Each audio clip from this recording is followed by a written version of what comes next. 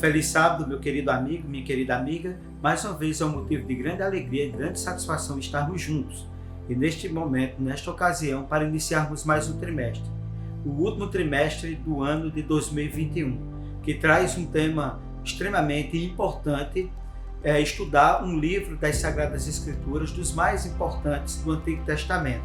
É exatamente o livro de Deuteronômio, um livro importante, um livro relevante, que vai nos trazer exatamente coisas que são extremamente importantes para nos ajudar a crescermos espiritualmente do ponto de vista daquilo que a historicidade bíblica pode nos apresentar como algo muito importante para a nossa vida espiritual. Convido você, neste momento, a comigo fazermos a seguinte reflexão.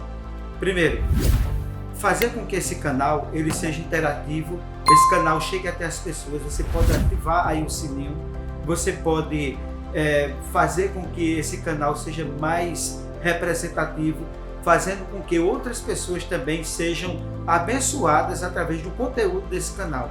É um conteúdo bíblico, é um conteúdo que tem como objetivo fazer com que o conhecimento das Sagradas Escrituras seja importante na vida de cada pessoa, porque a Bíblia diz: seca-se a erva, cai a sua flor, mas a palavra do nosso Deus permanece para sempre. E no Salmo 119, versículos 5 e 5, traz uma reflexão importante. Lâmpada para os meus pés e a tua palavra e luz para o meu caminho. A Bíblia deve ser uma luz acesa para iluminar o caminho das pessoas nesse mundo da escuridão do pecado, nesse mundo de tanta adversidade, nesse mundo de tantas coisas ruins, de tantas doenças, morte, tristeza, angústia, decepção. Que a Bíblia seja uma luz no fim do túnel. Convido você agora neste momento para fazermos uma oração e através da oração estarmos mais perto do nosso Deus e pedir a Ele que abençoe a sua vida, abençoe esse canal e abençoe o estudo da Palavra de Deus. Vamos fechar os olhos e vamos orar a Deus. Senhor Deus, Pai de amor, de bondade, de misericórdia, nós te agradecemos pela oportunidade de estarmos juntos mais uma vez nesse canal, através dos equipamentos eletrônicos que estão neste momento ligados, para que nós possamos acompanhar o estudo do livro de Deuteronômio, que se inicia a partir deste sábado. Que ele seja uma bênção para a vida de cada pessoa, para a vida dessas pessoas que disponibilizam o seu tempo para aprender um pouco mais das Sagradas Escrituras. Nós te pedimos isso em nome e por amor de Jesus. Amém. Meus queridos, o título da lição de hoje é exatamente o prefácio, uma introdução ao livro de Deuteronômio. Gostaria de convidar você à leitura de 1 João, capítulo 4, versículo 8. Nos diz o seguinte, vem comigo na leitura. Quem não ama, não conhece a Deus, porque Deus é amor. Que coisa maravilhosa, Deus é amor. E o amor de Deus é manifestado não apenas nas palavras, mas também nos atos. A Bíblia diz que Deus amou o mundo de tal maneira que deu o seu Filho unigênito, para que todo aquele que nele crê não pereça, mas tenha a vida eterna. Está lá em João capítulo 3, versículo 16. E o livro de Deuteronômio não surgiu num vácuo, como tudo na vida. O livro de Deuteronômio, essa obra surgiu no contexto para desempenhar um papel importante na compreensão do significado e do propósito do livro. Nada nesse mundo ocorreu ou surgiu por acaso, nem a nossa vida, nem a nossa existência. Imagina um livro tão importante que termina os 5 primeiros livros da Bíblia com exatamente esse livro. E muitos eventos anteriores explicam as circunstâncias, não somente do livro, mas do mundo e do ambiente que criou o cenário para que o livro de Deuteronômio, que foi o último livro de Moisés a ser escrito, ele pudesse ser apresentado das mãos desse grande servo de Deus. Assim como seria difícil entender a função do limpador do para-brisa se é a imagem de um carro, não seria fácil entender Deuteronômio, em especial à luz do tema da verdade presente, fora do contexto na qual a obra surgiu. E assim, meu querido, entender esse contexto é de extrema importância, porque Deuteronômio, ele coloca o discurso de despedida de Moisés, que dirigiu ao povo de Israel pouco antes da sua morte. Então, a relevância está aí. Que mensagem o servo de Deus tem a apresentar ao seu povo? Para entendê-los corretamente, ou para entender essa mensagem e para entender o discurso, a historicidade, a abrangência do livro de Deuteronômio corretamente, precisamos primeiro estudar um contexto mais amplo. E que contexto mais amplo seria esse? E é exatamente isso que nós iremos apresentar especificamente ao recapitularmos a lição. Desde a rebelião de Lúcifer, que se tornou Satanás, até os 40 anos de Israel, que Israel tinha acabado de passar no deserto. É exatamente isso que nós iremos estudar, essa contextualização da origem do pecado, como o pecado chegou aqui na história da humanidade e como o povo de Israel teve que enfrentar as consequências do pecado no deserto do qual eles levaram 40 anos até que Deus os pudesse conduzir de volta para Canaã. Nesse sentido, o primeiro tópico da lição é que exatamente a gente vai fazer aqui uma apresentação, uma introdução geral ao livro de Deuteronômio. No capítulo 1, no versículo 1, nos diz o seguinte: essas são as palavras que Moisés falou a todo o povo de Israel, além do Jordão e do deserto. Você já imaginou Moisés, um homem que tinha caminhado com o povo com tanta veemência, com tanta vontade, com tanto amor, com tanto cuidado? Lembre-se de uma coisa: seu pai e sua mãe, existem pessoas que quando abrem a boca para falar alguma coisa para você, é porque eles têm uma mensagem, eles têm um cuidado, um carinho, um amor específico. E Moisés, poderíamos dizer que era como o pai daquele povo. E nesse sentido, a palavra Deuteronômio, que é o título do livro, deriva de uma tradução grega, da Septuaginta, que é um dos escritos mais antigos concernentes às Sagradas Escrituras, e de uma frase encontrada em Deuteronômio, capítulo 17, versículo 18, uma cópia desta lei, que literalmente significa uma segunda, ou seja, uma repetição da lei. É como se Moisés estivesse repetindo os ensinamentos que são essenciais da lei de Deus a ser cumprida pelo povo de Israel, para que eles tivessem, acima de tudo, em sua vida um norte, uma direção, um caminho, para que eles não se perdessem na estrada da vida e chegar, acima de tudo, no lugar em que Deus prometeu para eles, que era Canaã.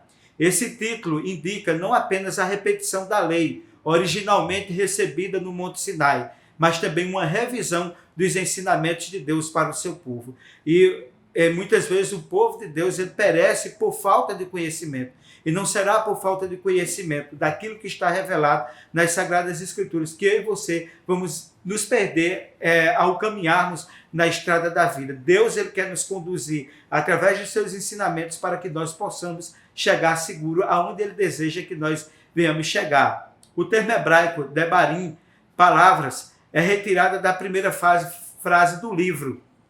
Ou seja, as palavras, e que palavras são essas? São palavras reveladas, são palavras que são inspiradas por Deus para o bem do povo, do seu povo. E esta primeira frase, paralelamente ao último dos números, esses são os mandamentos que estão ali no livro de Números. Dessa forma, entendemos que palavras dirigidas por Moisés ao povo são de fato mandamentos de Deus. Então, quando nós encontramos palavras ali do livro de Números, de Deuteronômio, são palavras de Deus para o seu povo, são palavras de Deus para mim e para você, de um Deus de amor, de um Deus de bondade, de um Deus de misericórdia. Como poderíamos distribuir o livro de Deuteronômio? O livro ele contém 4 grandes discursos. Primeiro, do capítulo 1 até o capítulo 4, existe uma revisão histórica. E é sempre bom nós conhecermos a história, porque a história, o que representa a história? A história é para nos ajudar a não nos esquecermos exatamente o que não devemos esquecer. Do capítulo 4 até o capítulo 28 é uma repetição da lei. É Deus fazendo o povo fixar em sua mente, em seu coração, que para eles entrarem na terra de Canaã, eles precisam ter essa lei guardada em seu coração. E para tanto, é necessário uma repetição dela para fixar na mente, para fixar no coração. Do capítulo 29 ao capítulo 30 é o chamado para guardar o pacto, esse pacto de amor, esse pacto de bondade, esse pacto de misericórdia, esse pacto que conduz à salvação. E do capítulo 31 até o capítulo 34 é o chamado final para ler e lembrar da lei, a canção de Moisés, suas bênçãos e, acima de tudo, a sua despedida antes de morrer. Ou seja, nos capítulos finais, Moisés, esse grande servo de Deus, está se despedindo do seu povo com muito amor, com muito carinho e com muita ternura. Vamos agora à nossa primeira pergunta. Podemos entender que as palavras dirigidas por Moisés ao povo são mandamentos de quem? Assinale a alternativa correta. Letra A. São mandamentos dos escribas. Letra B, são mandamentos de Deus. Assinale a alternativa correta. Vamos lá? Exatamente, são mandamentos de Deus. Está certa a resposta. Segundo tópico da lição, o grande conflito. Em Ezequiel, capítulo 28, versículo 15, nos diz, vem comigo na leitura, perfeito eras nos teus caminhos, desde o dia em que foste criado, até o dia em que se achou iniquidade em ti. Meus queridos, Deus é amor. E o texto que nós lemos no início, 1 João 4, 8, diz, aquele que não ama, não conhece a Deus, porque Deus é amor. Tudo que emana de Deus é amor. O que ele deseja para as suas criaturas e de suas criaturas é que eles o amem de todo o coração, como ele nos amou primeiro. Mas o amor, para ser amor, deve ser oferecido de forma voluntária. Portanto, Deus criou seres livres, seres racionais, com a capacidade de entender e de escolher. Ou seja, Deus nos concedeu o livre-arbítrio, não só a nós como humanos, mas os anjos e todas as criaturas que existem nesse universo. Isso envolve o risco. O risco é que alguém perfeito escolha parar de amar a Deus, questionar o domínio divino e se rebelar como Criador.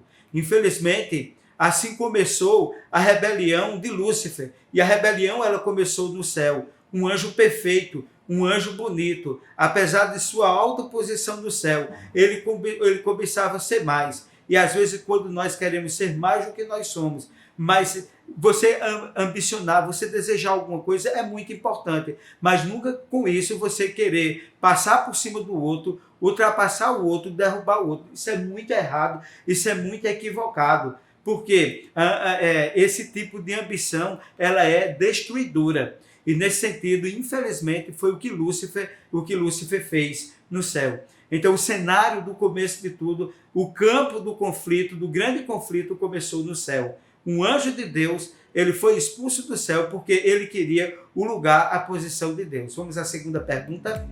Onde começou o grande conflito? Assinale a alternativa correta. Letra A, no Jardim do Éden. Letra B, no céu. Qual a alternativa correta? Vamos lá? Exatamente a letra B, no céu. O conflito começou do anjo de Deus, Lúcifer. Ele se rebelou contra Deus, queria tomar o lugar de Jesus no céu. Terceiro tópico, a humanidade rebelde. E viu Deus, vamos agora fazer a leitura de Gênesis capítulo 6, versículo 12.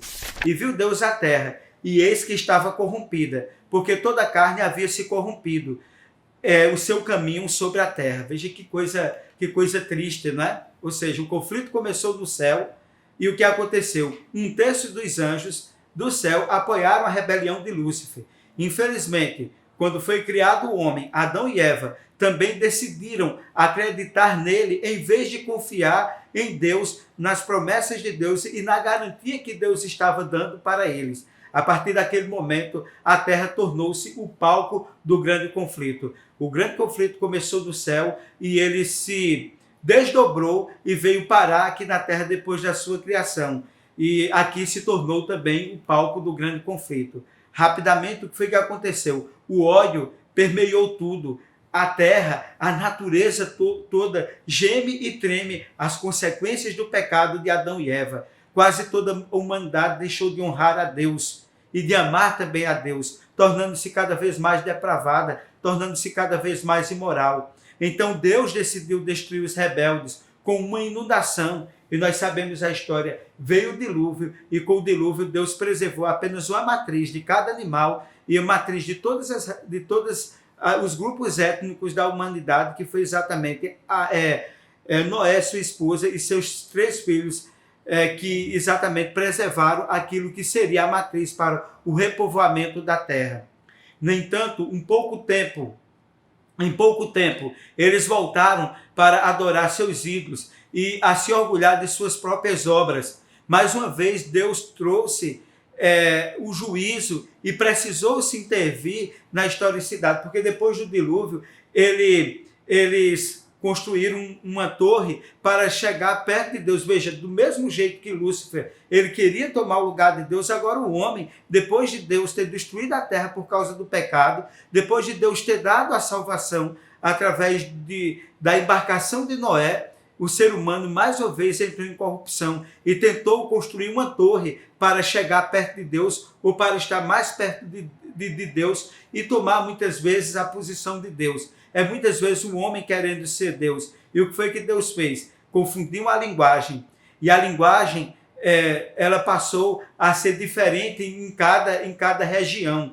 Espalhou-se pela humanidade, espalhou-se por cada face da terra. Hoje, vocês sabem, existem muitas línguas e dialetos, fruto de quê? Daquilo que aconteceu na Torre de Babel. Vamos agora à terceira pergunta.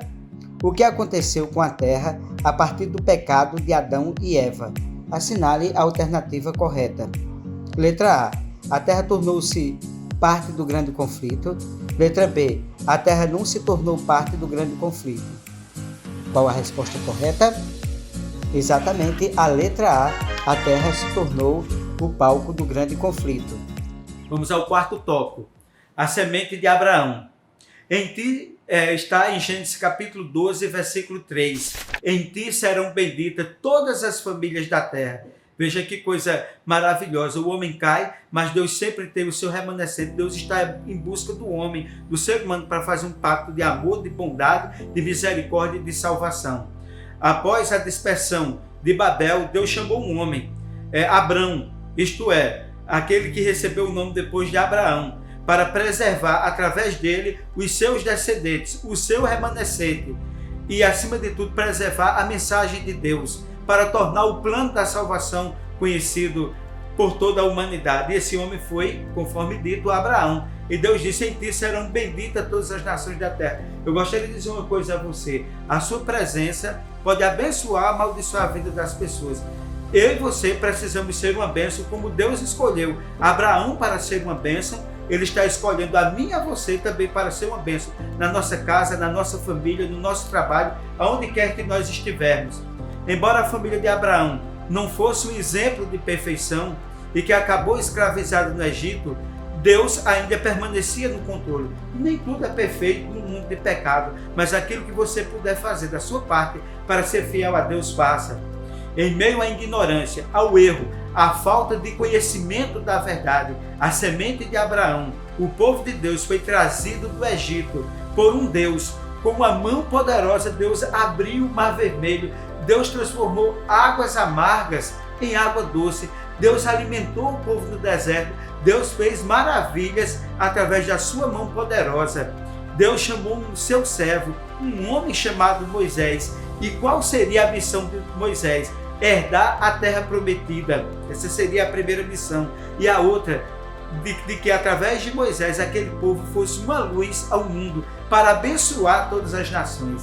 Que coisa extraordinária. E você pensa que é diferente de mim, de você? Deus está chamando a mim e a você para nós herdarmos na terra e nós sermos uma luz na vida das pessoas que nos cercam. Assim como Abraão, como Moisés, seja uma bênção aonde você estiver. Vamos agora à quarta pergunta.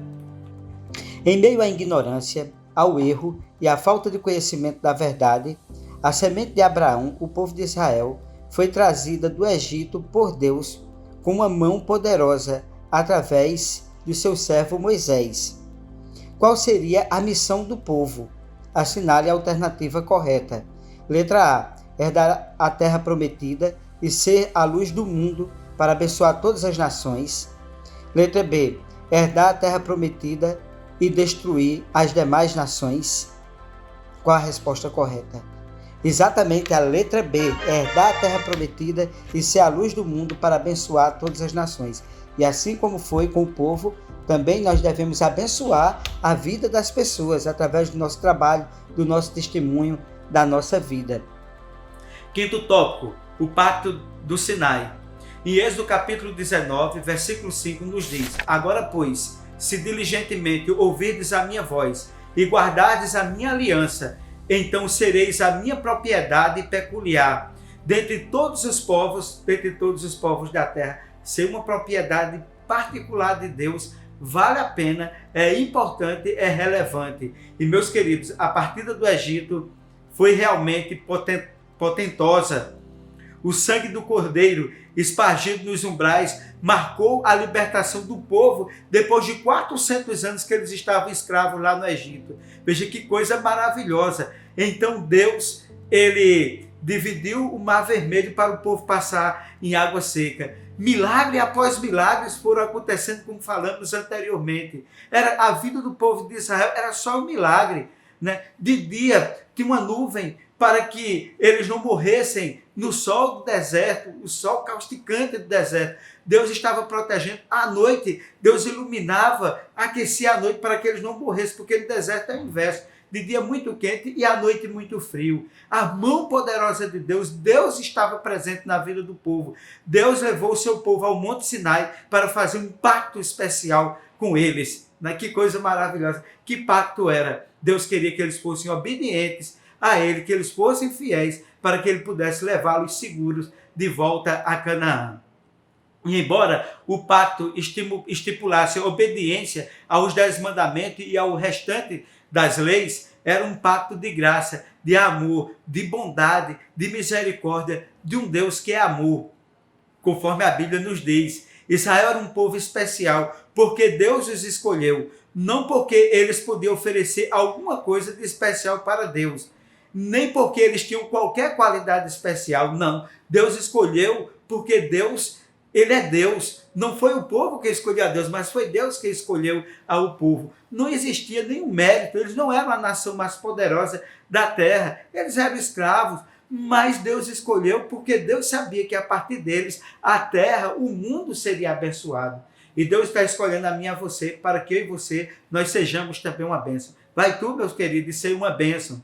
Israel prometeu solenemente guardar esse pacto. Novamente, o sangue seria usado por Deus, desta vez, para ratificar o pacto espargido sobre o povo. Então, meus queridos, era exatamente, desde aquele cordeiro que foi morto, quando o casal foi expulso do jardim do Éden, a todos os animais que foram sacrificados, que representavam aquilo que Cristo haveria de vir fazer na cruz do Calvário, isso aí exatamente foi o que foi relevante e importante. E Deus, ele está hoje dizendo para vocês que o sangue de Jesus Cristo nos purifica de todo pecado. Vamos agora à quinta pergunta.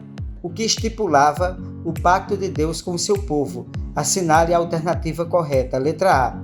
Estipulava obediência aos 10 mandamentos e aos restos das leis. Era um pacto de graça. Letra B. Estipulava obediência aos 10 mandamentos.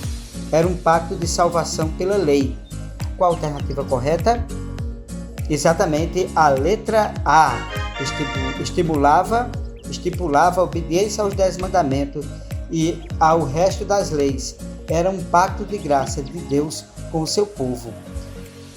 O sexto tópico, porque o primeiro tópico foi de uma introdução geral ao livro de Deuteronômio. 40 anos no deserto.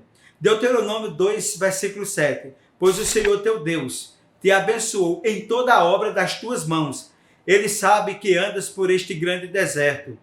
Estes 40 anos o Senhor teu Deus esteve contigo. Coisa nenhuma te faltou. Que coisa maravilhosa, né? Nós sabemos que nós estamos caminhando neste mundo e coisa nenhuma há de nos faltar. Não faltou ao povo de Deus no deserto. Não há de faltar em nossa caminhada. Do seu amor, da sua bondade, da sua misericórdia, da sua graça, né? Tudo Deus está favorecendo para todos nós. Apesar das boas intenções do povo, a verdade é que eles foram incapazes de manter o pacto.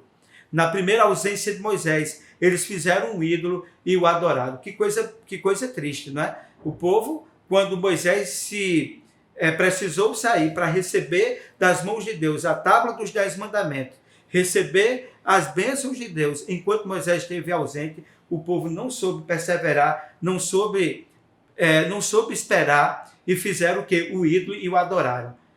Como punição, Deus manteve 40 anos no deserto, até que uma nova geração fosse preparada para possuir a nova terra. Porque aquela velha geração, infelizmente, não é que todos se perderam, mas nenhum estava preparado para entrar na nova terra. E todos que entraram na nova terra nasceram no deserto. Eu pergunto uma coisa para mim e para você. Nós estamos fazendo o possível para sermos dignos de entrar na nova terra ou nós pereceremos como aquele povo pereceu no deserto. Essa é uma reflexão que todos nós devemos fazer. Portanto, quando o momento crucial chegou de entrar em Canaã, sua fé falhou e o que aconteceu com eles? Eles desanimaram. Apesar de tudo, o que tinham experimentado, eles recusaram obedecer a Deus. E outras pessoas tiveram que perecer ali. Apenas Josué e Caleb encorajou o povo. Eram 12 espias, 10 se acovardaram e 2 animaram o povo, disseram ao povo que eles poderiam entrar na terra, que a terra é dele. Não importa as barreiras, não importa o tamanho das circunstâncias adversas, o Senhor vai na frente rompendo as barreiras. E meus queridos, esse é exatamente o cenário do qual o livro de Deuteronômio é escrito. Moisés está agora encarregado de encorajar essa nova geração, ratificar o pacto com ela. E é disso exatamente que trata o livro de Deuteronômio, onde o servo de Deus, Moisés, ele passa agora o seu bastão para um outro grande servo, que é exatamente Josué. E Deus foi com Josué, assim como foi com Moisés. E Moisés, ele nos traz a inspiração do livro para nos ajudar a compreender que na nossa história, na nossa caminhada, Deus está ao nosso lado e Ele quer nos fazer entender, através da revelação, que nós precisamos compreender o seu amor, a sua bondade e a sua misericórdia. Vamos agora à última pergunta. O que trata o livro de Deuteronômio? Assinale a alternativa correta. Letra A. Moisés encorajava os mais velhos a ratificar o pacto com Deus. Letra B. Moisés encorajava a nova geração a ratificar o pacto com Deus. Com a resposta, exatamente a letra B. A velha geração ficou no deserto pelos seus pecados e Deus preparou uma nova geração através de seu servo Moisés para que aquela geração entrasse na Canaã aqui da terra. Isso efetivamente é uma das coisas mais relevantes que nós encontramos no livro de Deuteronômio. Meu querido amigo, minha querida amiga, vai ser uma bênção poder mais uma vez estudar com você, estar na sua casa através do equipamento eletrônico, estudando a palavra de Deus, estudando o livro de Deuteronômio. Ele será uma bênção para a minha vida e para a sua vida. Convido você agora a fazermos uma oração.